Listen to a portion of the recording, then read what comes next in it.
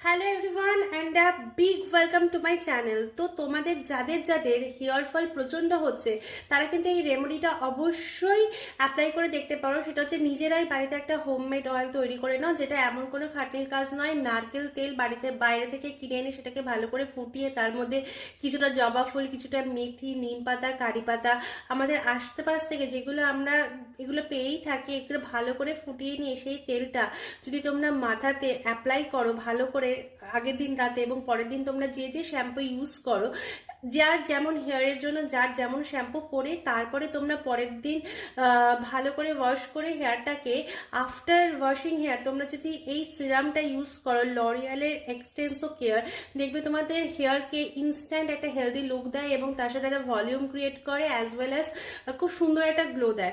একবার অ্যাপ্লাই করেই দেখো, ভালো লাগলে অবশ্যই সাবস্ক্রাইব করে আমার চ্যানেলের পাশে দেখো। Bye bye.